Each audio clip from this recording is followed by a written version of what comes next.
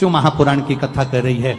अमावस्या, अधिक मास के 30 दिन पूरे हो रहे हैं। अमावस्या का दिन था, दूसरे दिन अधिक मास का जब संजोग होता है, विराम का दिन होता है, अधिक मास का विराम का दिन वापिस मध्य का प्रारंभ का दिन वापिस हो जाता है। जब अधिक मास विराम होगा, 33 कोटि देवता, यक्ष, गंधर्व, देवता, पितर सब उस दिन लुटाते हैं, संपदा देते हैं, वैभव देते हैं। और उस दिन भूल से भी अगर एक कनेर का फूल शंकर भगवान पर चढ़ जाता है तो जिंदगी का सारा भंडार बाबा भर जाता है। एक पुष्प, कनेर देखा है? पंचपुष्प शिव महापुराण की कथा बाची है पहले, उसमें कनेर के फूल का भी दर्शन कराया था। ये रोड के ज्यादातर लोग ये कनेर का जो फूल है ना, रोड के बीच में लगा देते, क्योंकि उसको जानवर भी नहीं खाता, पशु भी नहीं खाता, पक्षी भी नहीं खाता, जहरीला इतना होता, पीले कलर का होता है, लंबा, काम भी कुछ नहीं आता। बस वो कनेर का फूल, और आंधी तूफान पानी गिरता है तो जमीन पे टपक जाता है, ढेर सारे गिर जाते। देखे कि नहीं देखे? अरे बोलो तो जम के, देखा है ना? उसको बकरी भी नहीं खाए, पशु भी नहीं खाए, पक्षी भी नहीं खाए, जानवर भी नहीं खाए, जहरीला कनेर का पीला पुष्प। भूलवश आज राजा नल और दमयंती जा रहे थे, उनको फूल नहीं मिले, शिव जी को समर्पित करने के लिए कोई पुष्प ना मिला। इनको अंदाजा नहीं है कि आज अधिक मास का विराम है। आज नहीं ज्ञात था कि 33 कोटि देवता अपना भंडार लुटाने के लिए तैयार रहते हैं। 33 कोटि देवता भूलवश।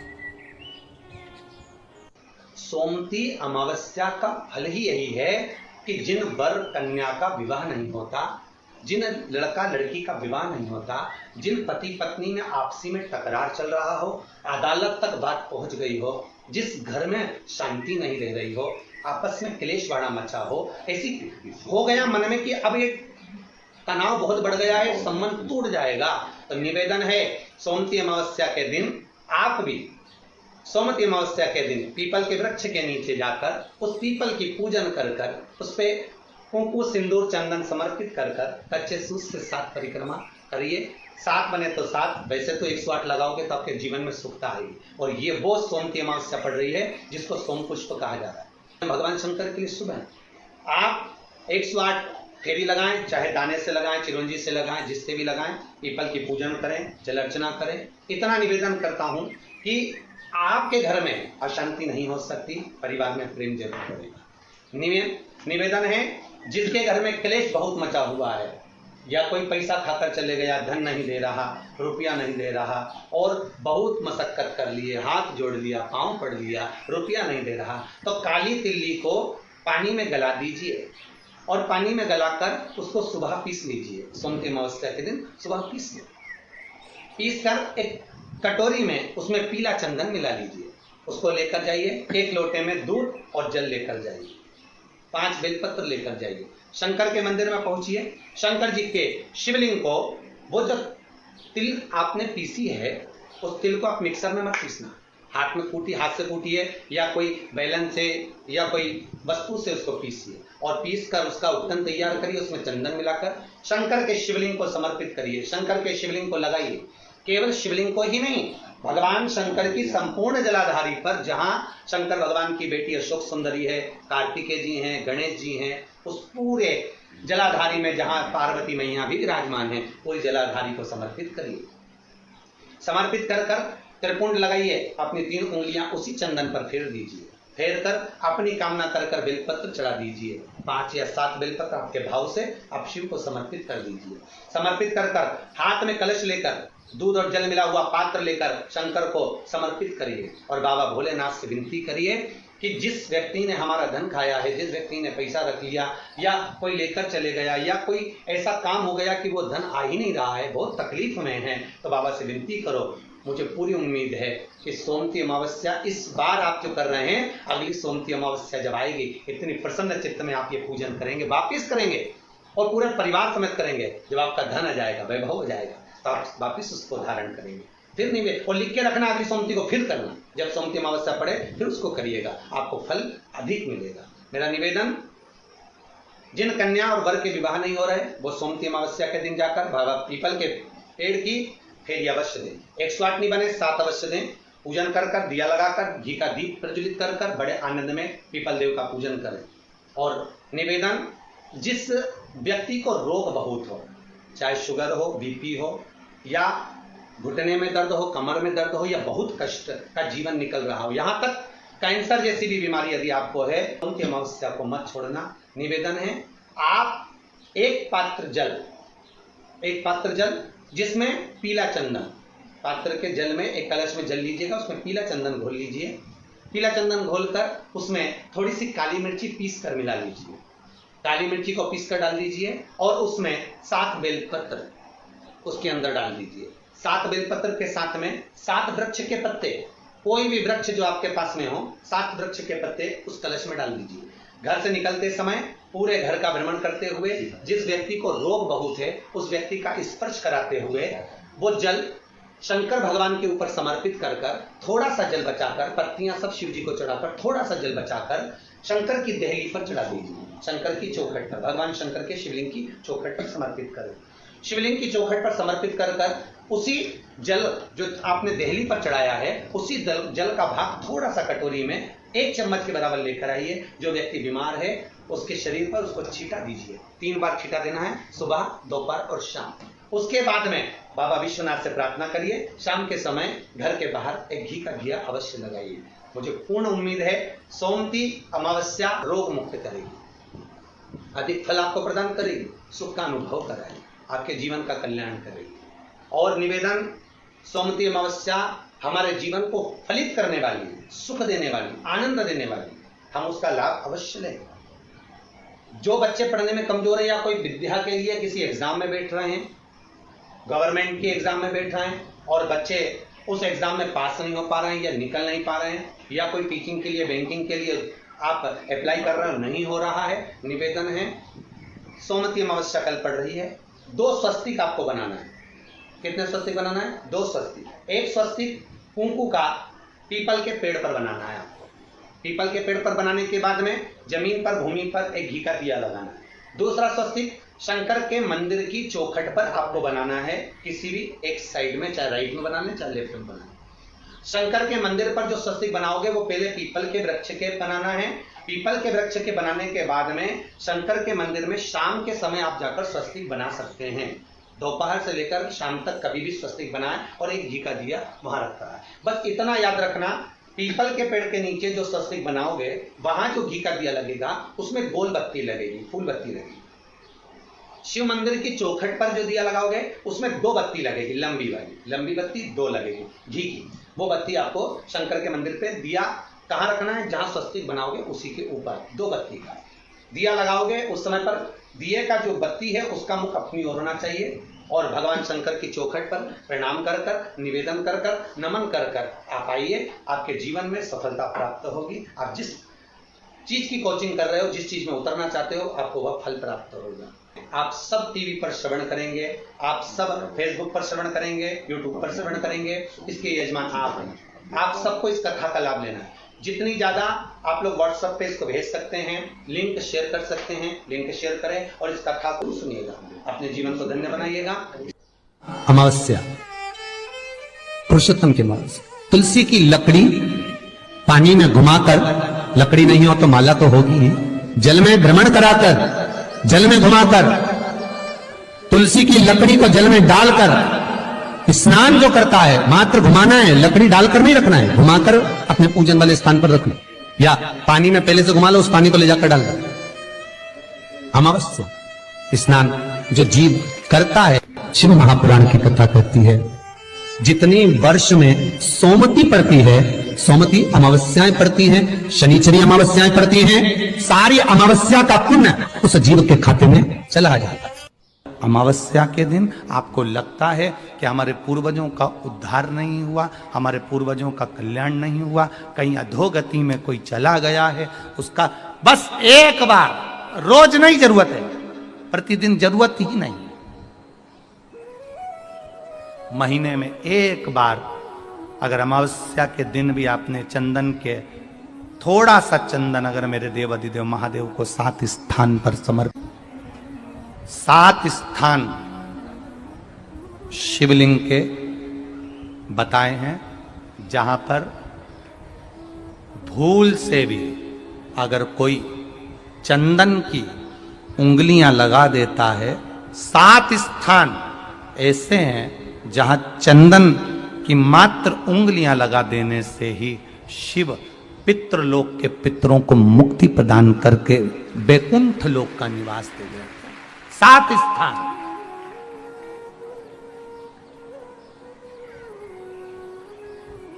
और वो 7 स्थान जो चंदन के बताए गए हैं, पहला भगवान देवाधिदेव महादेव के शिवलिंग पर चंदन का लेपन। समझ लेना जरा बहुत अच्छे से। आपको लगता है स्वप्न में कोई मुर्दे दिख रहे हैं, या कोई जल रहा है, या कोई मर रहा है, या कोई चला गया है, ऐसा भय लगता है। बच्चों को मानी भेजूंगी ऐसा हो जाएगा, पति को मानी भेजूंगी ऐसा हो जाएगा, कोई हमारे कोई गलत तो नहीं कर रहा है, आपको लगता है। 7 स्थान चंदन के बताएं महाराज। पहला शिवलिंग, दूसरा जहां गणेश जी का स्थान है, मालूम है ना सबको? जम के बोलो जरा, मालूम है ना सबको? जहां गणेश जी का स्थान है वहां अलग से गणेश जी बैठे, वहां नहीं। शिवलिंग में जलाधारी के ठीक सामने राइट में गणेश, लेफ्ट में कार्तिकेय, बीच में अशोक सुंदरी। तो पहला चंदन बाबा के शिवलिंग पर, दूसरा गणेश जी पर चंदन की उंगली, तीसरा षडानंद कार्तिकेय पर चंदन की उंगली, चौथा अशोक सुंदरी पर चंदन की उंगली, पांचवा जलाधारी पर चंदन की उंगली, छठा जो शिवलिंग का जल बह रहा है इसके ठीक विपरीत की ओर चंदन की उंगली, और 7वां चंदन नंदी के मस्तक के ऊपर जो 2 सींग लगे रहते हैं उस पर चंदन की उंगली। ये कब लगाई जाती है? या तो पित किया है। अशोक यहाँ पर वर्णन कर रही है, मैना धन्य और कला की कथा कर रही है। तीनों ने सनकादि ऋषियों से मांगा।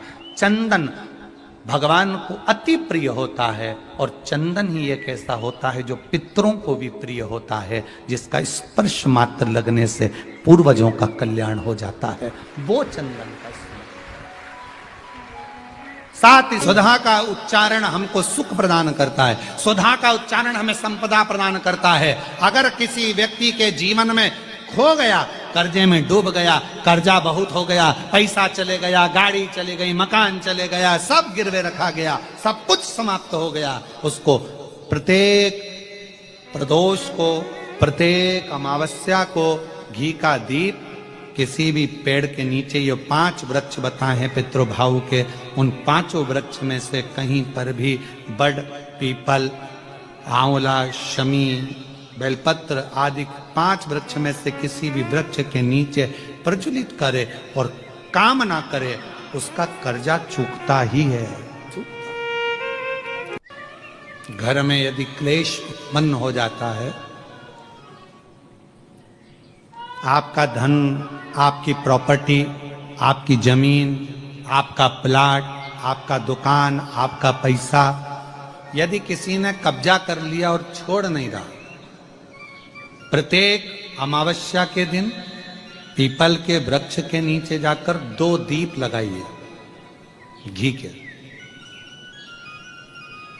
दोनों दीप के सामने एक हल्दी का चावल, एक कुंकू का चावल का दाना रख दीजिए, और स्वधा स्वधा स्वधा स्वधा 3 बार कह दो, और स्मरण करो, हे हमारे कुलदेव, पितृदेव, शिवदेव, महादेव, कृपा कर कर मेरा जो जमीन है, मेरा जो धन है, मेरी जो प्रॉपर्टी है, मेरा पैसा लोगों ने हथिया लिया, देते नहीं। अपना गोत्र बोलकर स्मरण कर कर, बाबा मेरा धन मुझे वापिस ला कर दो। एक अमावस्या पर करो, फिर अगली अमावस्या करो, ऐसे 2-4 अमावस्या करोगे, जिसने ले रखा है वो खुद सोचेगा कि मुझे क्या हुआ, कि मुझे देना है, उसका पैसा चुकाना है, धन रखेगा नहीं। पितृ सुधा का नाम स्मरण करते से, जब हम सुधा सुधा सुधा सुधा कहते हैं, पितृ उसको स्वीकार करते हैं। भगवान शिव की कथा कर रही है। चंचुला देवी तुमरुका जी के पास में पहुंच गई। अब तुमरुका जी ने पूछा, चंचुला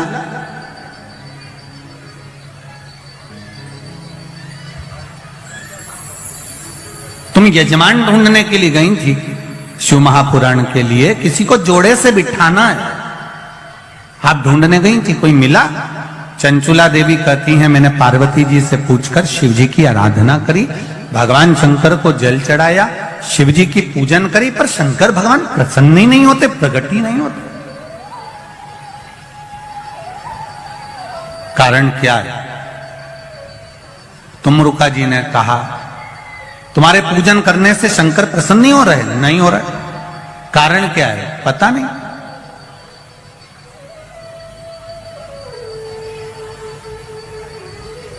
तुमरुका जी ने देव ऋषि नारद को बुलाया, नारद जी आए, श्रीमन नारायण श्रीमन नारायण।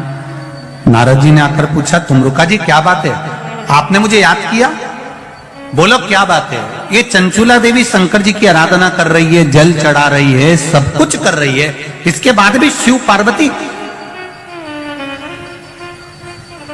जोड़े से आकर कथा के यजमान क्यों नहीं बनते? कहा, देवऋषि नारद ने कहा कि ये जब जल लेकर जाती है, जल भूमि पर गिर जाता है। किसी अतिथि को भोजन कराते समय हाथ से गिलास, ट्रे से गिलास नीचे गिर जाता है, या पूजन करते समय कलश जमीन पर लुढ़क जाता है, या भगवान को जल चढ़ाते समय पानी का कलश जमीन पर गिर जाता है। देवऋषि नारद पुराण में कहते हैं उसका एक कारण होता है कि जो पूजन कर रहा है, जो भोजन करा रहा है, या जो जल देने जा रहा है, उसके पूर्वज जरूर प्यासे हैं और उनको अन्न का भाग नहीं मिल रहा, इसलिए वो जल बार बार भूमि पर गिर रहा।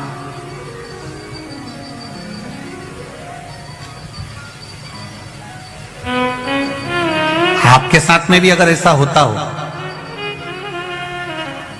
आप मंदिर में जा रहे हो और पानी लुढ़क गया, कलश छूट गया, गिलास किसी को पानी का दे रहे थे, छूट गया, समझना हमारे पूर्वज, हमारे पितर, हमारे कुलदेव, हमारी कुलदेवी, हमारा स्मरण, कोई प्यासा है, कोई भूखा है, वो हमसे कुछ मांग रहा है, इसलिए हम उसको तो प्रसन्न नहीं कर पा रहे और दूसरे को प्रसन्न करने में लगे।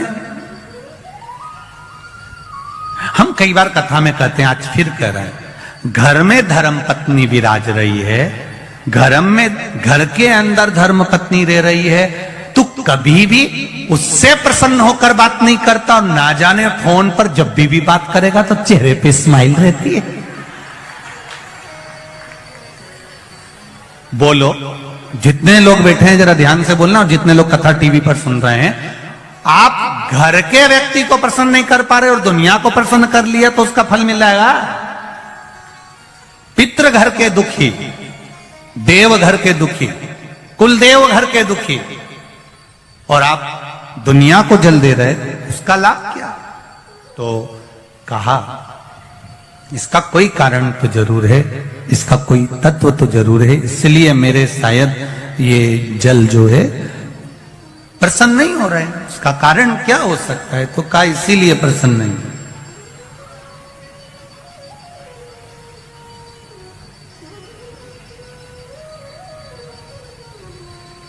ये धर्म पत्नियां जो होती हैं ना, ये बहुत ध्यान रखती हैं अपने पति के चेहरे का।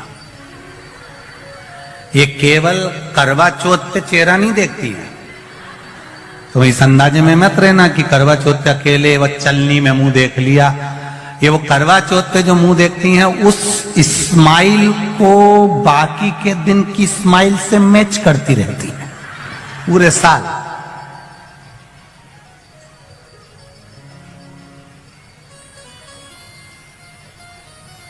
ये देखती रहती है। महाराज, अब चंचुला देवी को मालूम पड़ गया, देवऋषि नारद ने कह दिया जरूर इसके घर के पूर्वज बिंदु को जल नहीं मिला है, पूर्वज को जल नहीं मिला, जरूर कोई बात है। क्या करा जाए? देव ऋषि नारद ने कहा, अब यह बात तो तुमरुका जी बता सकते हैं कि शंकर भगवान पितरों को कैसे संतुष्ट कर सकते हैं, पूर्वजों को कैसे संतुष्ट कर सकते हैं? वह हाथ से पानी गिरना कैसे बंद हो सकता है? जल का पात्र ले जाते समय गिरना कैसे बंद हो सकता है? वो कैसे बंद हो सकता है? ये तुमरुका जी कर सकते हैं। तुमरुका जी ने चंचुला देवी को देखा। चंचुला जी कहती हैं, मुझे कथा करवाना है, आप कुछ भी करो, पर देव ऋषि नारद कुछ बताओ कि मेरे ये भोलेनाथ राजी हो जाएं और शंकर पार्वती कथा का रसतत्व ग्रहण करें। अब कहो कुछ। तुमरुका जी ने कहा, चंचुला, तुम शिव जी की आराधना तो करती हो, पर कभी तुमने शंकर भगवान पर पंचामृत समर्पित नहीं करा। जरा ध्यान दीजिएगा, भगवान ब्रह्मा और भगवान विष्णु को सबसे ज्यादा प्रिय है खीर, आटा सिका हुआ का जो सीरा बनता है, पंजेरी बनती है, तो भगवान ब्रह्मा और भगवान विष्णु की प्रियता है, भगवान सत्यनारायण जी की प्रियता प्रसाद। देवी को प्रिय है चना, हलवा, सीरा, पूड़ी। सरस्वती जी को, राम जी को, दत्त को, भगवान नारायण को प्रिय है केसरिया भात।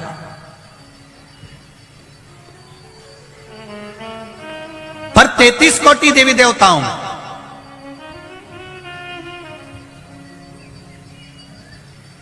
केवल एक भगवान देवाधिदेव महादेव ऐसे हैं